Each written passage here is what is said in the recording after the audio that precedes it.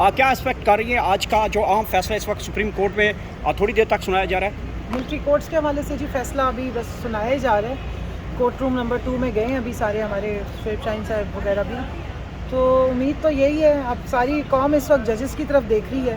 جب سے یہ آئینی بینچ بنایا گیا غیر آئینی طریقے سے، تو اس کے بعد سے عوام کا دل بھی ٹوٹا. ہمارے جیسے جو پولیٹیکل سٹرگل کرنے والے لوگ ہیں، جو جمہوریت کے لیے کھڑے ہوتے ہیں، پاکستان میں رول آف لاء کے لیے کھڑے ہوتے ہیں، ان کو بہت شدید تکلیف ہے. لیکن سپریم کورٹ کی جو ایک شان ہے، جو اس کی ایک عزت ہے، وقار ہے، اور جو اس پہ عوام کا ٹرسٹ ہے، اس کو واپس لانے کے لیے بہت ضروری ہے کہ انصاف پہ مبنی فیصلے آنے چاہیے، فرمائشی فیصلے نہیں ہونے چاہیے.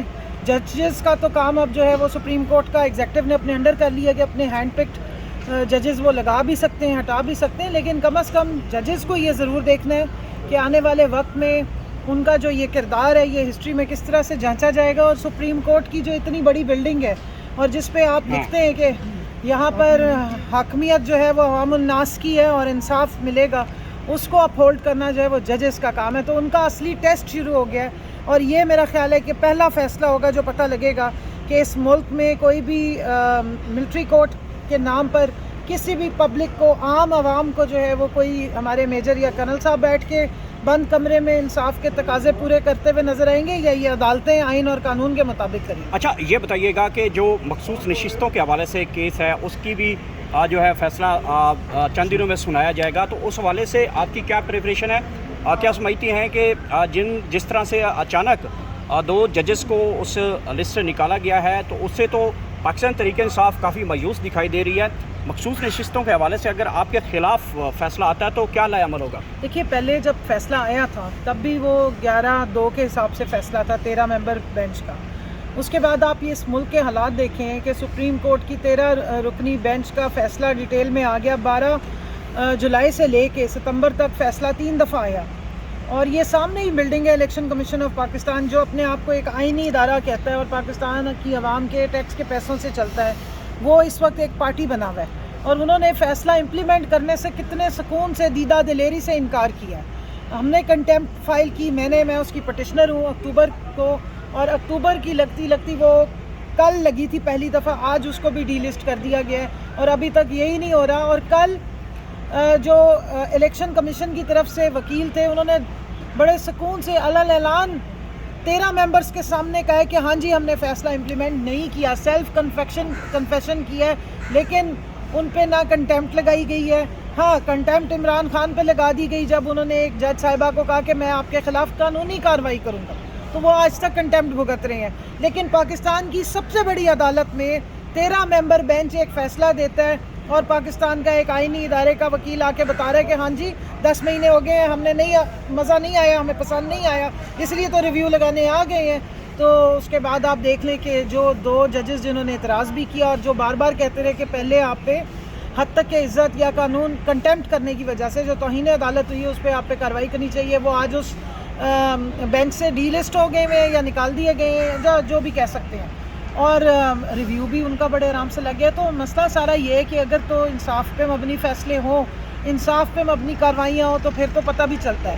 اگر کسی کی ڈکٹیشن پہ یہ ساری عدالتیں کام کرتی ہیں تو پھر عوام کو مایوس ہونا تو بنتا ہے. لیکن یہ میں آپ کو یہاں بتا دوں، پاکستان تحریک انصاف جو ہے وہ تحریک انصاف کی، ہم نہ مایوس ہوتے ہیں اور نہ ہم ان فیصلوں سے گھبراتے ہیں. ہمارا کام ہے ایفرٹ کرنا، ہمارا کام ہے ریزسٹنس شو کرنا، ہمارا کام ہے کوشش اور جدوجہد کرنا.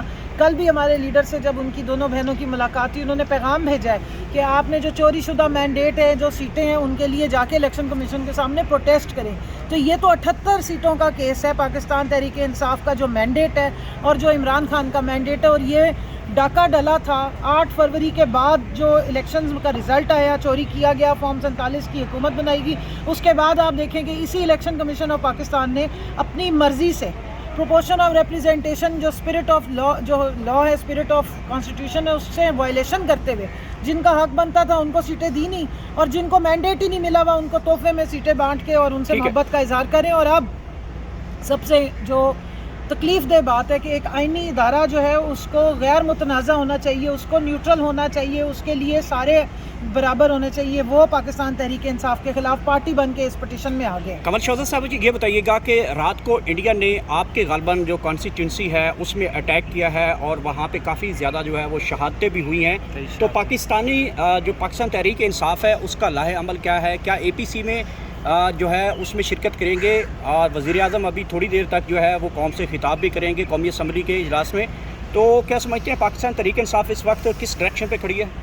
دیکھیں، پاکستان تحریک انصاف میں سب سے پہلے پاکستان آتا ہے، پھر تحریک آتی ہے اور پھر انصاف آتا ہے، اور جس ملک میں انصاف نہیں ہوتا وہاں اندر انتشار پھیلتا ہے، لیکن جب پاکستان کے اوپر کوئی بیرونی دشمن حملہ کرتا ہے تو پاکستان تحریک انصاف اس کے خلاف اپنے ملک کے ساتھ متحد ہے۔ ہمارے لیڈر کے ساتھ لوگوں کا کمیونیکیشن نہیں ہونے دیا جا رہا، نہ ان کی بہنوں کو ملنے دیتے ہیں، نہ ان کے وکلا کو ملنے دیتے ہیں، نہ ہمیں ان سے ملنے دیتے ہیں، لیکن جب ان کی پہلی ٹویٹ باہر آئی ہے تو وہ صرف پاکستان کے حق میں تھی۔ انہوں نے یہ کہا کہ فارم 47 کی ہی صحیح، لیکن حکومت تو یہی ہے، ہم ان کے ساتھ کھڑے ہوں گے اور اپنے ملک کے دفاع کے لیے، اپنی سرزمین کے ایک چپے کے لیے بھی ہم کٹ مرنے کو تیار ہیں۔ اسی تکلیف میں تو ہم نکلتے ہیں، اس ملک کی محبت میں نکلتے ہیں، اس کے آئین کے احترام میں نکلتے ہیں، اس میں رول آف لا اور جمہوریت کے لیے نکلتے ہیں۔ کجا یہ کہ ہمارا روایتی دشمن رات کے اندھیرے میں آ کے ہم پہ اٹیک کر دے تو کیا ہم اس کے اگینسٹ کھڑے ہوں گے؟ کبھی بھی نہیں کھڑے ہوں گے، پاکستان کے ساتھ کھڑے ہوں گے۔ لیکن شرم کی بات یہ ہے کہ رات کو 1 بجے اٹیک ہوا ہے اور ابھی تک ہمارے جو فارم 47 کے وزیر اعظم پتہ نہیں کس تہہ خانے میں چھپے ہوئے ہیں، ابھی تک ان کا کوئی لائن لینتھ اور ان کی سمت سمجھ نہیں آئی۔ اگر اس جگہ پہ عوام کا اصلی منتخب وزیر اعظم عمران خان ہوتا تو 1:15 بجے وہ ٹی وی پہ بیٹھا ہوا لوگوں سے خطاب کر رہا ہوتا اور لوگوں کو کانفیڈنس میں لیتا، جس کے پیچھے قوم کھڑی ہوتی ہے وہی لیڈر عمران خان ہے جو عوام کے لیے کھڑا ہوتا ہے۔ ابھی تک ان کی ڈیکوریشن ہی نہیں ختم ہو رہی، رات کے 1 بجے اٹیک ہوئے اور سیکیورٹی میٹنگ بلا لی 10 بجے۔ اس طرح ملک چلا کرتے ہیں، اور ابھی دیکھ لیں کہ اس وقت 2:30 بج رہے ہیں، ابھی تک جو ہے وہ آپ کو نہ قوم سے کوئی خطاب ہوا ہے، نہ قوم کو کوئی ڈائریکشن دی گئی ہے۔ آپ نے کہا کہ میرے حلقے میں جی بالکل سب سے پہلا میزائل اٹیک ہی احمد پور شرکیہ میں کیا گیا ہے، اور وہاں سے آفیشلی تو یہ 13 شہادتیں بتا رہے ہیں، کم از کم 15 سے 16 شہادتیں ہوئی ہیں۔ طلباء اور بچے تھے مدرسے میں جو شہید ہوئے ہیں، غریبوں کے بچے ہیں، غربت زدہ علاقہ ہے، وہاں پہ میں نے یونیورسٹی بنانے کی کوشش کی، انہوں نے روک دی، اسکولوں کا وہاں پہ جال بچھانے کی کوشش کی، انہوں نے روک دیا اپنے سیاسی عزائم کی وجہ سے۔ غریبوں کے بچوں کو اور کچھ نہیں ملتا ہے، وہ جا کے مدرسے میں اپنے بچوں کو اسلامی دینی تعلیم دلوانا چاہتے ہیں، اور ابھی جب اٹیک کیا گیا ٹیررزم کے نام پہ، اور وہ اس میں وہی طلباء جو ہیں، غریبوں کے بچے ہیں جو شہید ہوئے جو ہیں۔ مریم نواز صاحبہ نے رات کو ٹویٹ کیا ہے کہ اس وطن عزیز کے چپے چپے کی ہم فرض، ہمارے اوپر کندھوں کے اوپر یہ فرض ہے اور ہم یہ فرض نبھائیں گے، کیا سمجھتے ہیں یہ ٹویٹ کافی تھا؟ جی ماشاءاللہ بڑا اچھا ٹویٹ تھا۔ انہوں نے اپنے مودی چچا جان کے بارے میں کوئی بات نہیں کی کیونکہ ان کے بزنس کے پارٹنر ہیں۔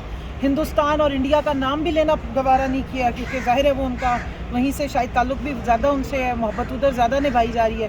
جس طرح ان کے والد صاحب جیسے ہی یہاں پر جنگ کے بادل منڈلانے شروع ہوئے، وہ اٹھ کے لنڈن چلے گئے، ان کے سامنے آپ جیسے صحافی جس وقت جاتے ہیں مائک لے کے تو وہ منہ دوسری طرف کر لیتے ہیں، ایک لفظ انہوں نے بولنا گوارا نہیں کیا۔ شاید اس دفعہ بھی انہوں نے ساڑیاں اور آموں کی پیٹلیاں اور دوسری تحائف بھیجنے کا سوچا ہوا تھا۔